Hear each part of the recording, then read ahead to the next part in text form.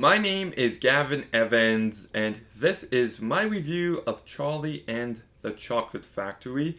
And this review will have spoilers, so there's your warning. But this movie is a remake of a much better movie. And you know what? Let's just address the biggest issue with this movie right off the bat, and it's Johnny Depp's performance as Willy Wonka. Now, I think Johnny Depp could have given a good performance, but the decisions made in his approach to this character were just the wrong decisions made. This is a very off-putting, weird, and creepy performance, and nothing about it works. I really despised him every time he was on screen. And that's a good chunk of this movie. So did not like the handling of this character at all. Freddie Highmore is perfectly fine as Charlie. There's not a lot to the character, but he captures that pure of heart aspect to him. Helena Carter, I thought, did a perfectly fine job. Noah Taylor plays Charlie's dad, who wasn't in the original movie, and I think adding this character was a mistake because it kind of takes away from Grandpa Joel, who is meant to be the main support Charlie has. And I thought Noah Taylor did a perfectly fine job. I just don't think he was needed. David Kelly as Grandpa Joel really doesn't have much to do at all. Grandpa Joel is still a terrible person. He gets chocolate and now he can walk. Like, really? Terrible piece of shit grandpa, but his performance is fine, just not present.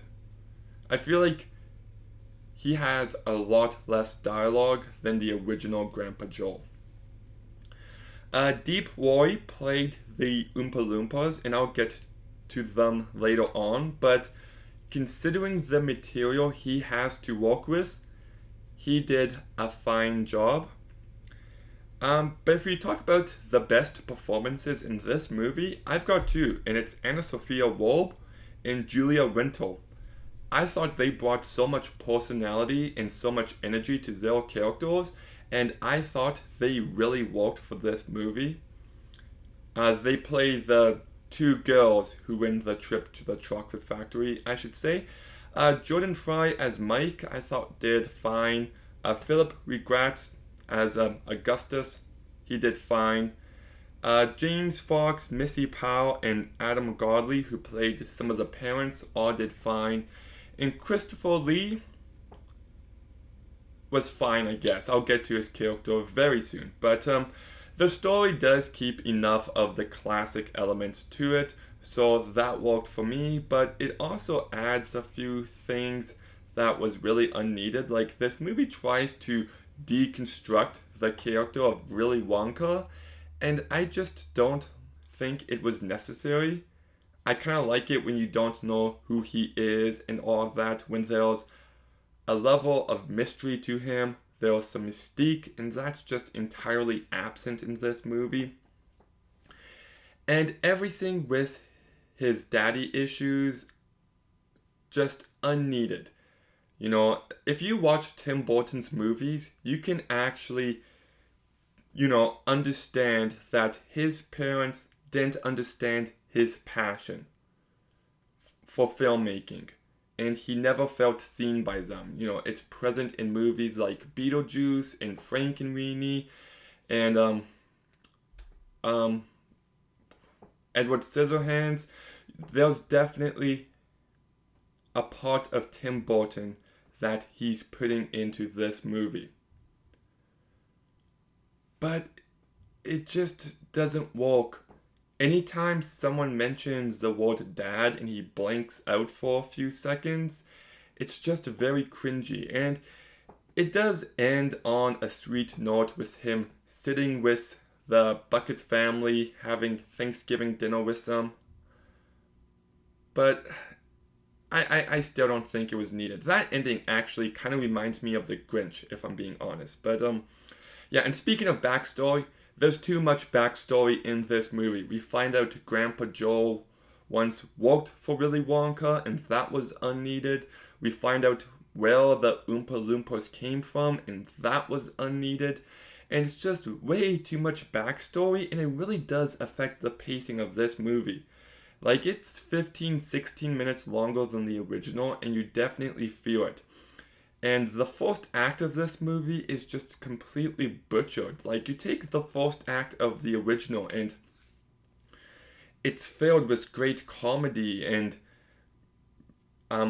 some great supporting characters like the teacher and the Candyman. And here, all of that is gone. It just goes from one kid winning the golden ticket to the next kid to the next kid.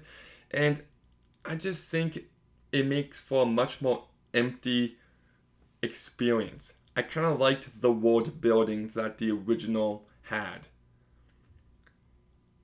And then, one thing I do like that was added to this movie is watching the kids leave the chocolate factory.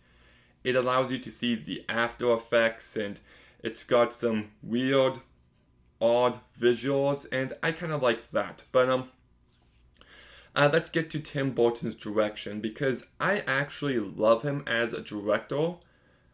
I think he's got a distinct visual style. He always puts himself into his movies, but admittedly, this is not his best movie. In fact, I'd say it's a bottom 3 movie of his. It's just a very ugly movie to look at. It's filled with CGI, and even the opening when you're watching the chocolate being made, it just feels fake. And it really didn't work for me. And it just felt like there was a lack of effort on his part. Like, remember the original when they walk into the chocolate factory and there's this giant contract on the wall where you can't read the bottom half? There's hands as hangers. There's this door you walk in and there's no other door, so you leave the same door, and there's a hallway that gets smaller and smaller. Just in 5 minutes, so much imagination and creativity, while here it's just this long empty hallway. And it was just lacking to me. Now, there are a few things I like about his vision here. I do like how he didn't go for the nightmare feel boat ride. Instead, he went for the amusement park feel to it, which works for this movie. Looks ugly, but it works. I do think the blueberry scene is actually quite good, as you just get a sense that Violet's actually like filled with juice now, and it's the one moment in this movie that captures the off-putting nature of the original. There's one scene where we see where the cotton candy comes from, and it's cotton candy sheep, and they shave the wool off. That was great. There's one scene where we meet an accountant, and it's another Oompa Loompa but named Doris. I thought that was kind of a funny moment.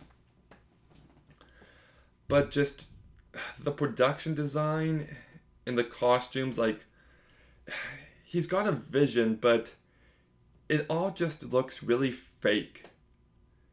And it just, the look of this movie, I just think is absolutely hideous. And I despise this take on the Oompa Loompas. There's not enough to make them as weird as they can be. The songs and the different genres they're going for, I get what he's going for, but in the execution, it's really cringy.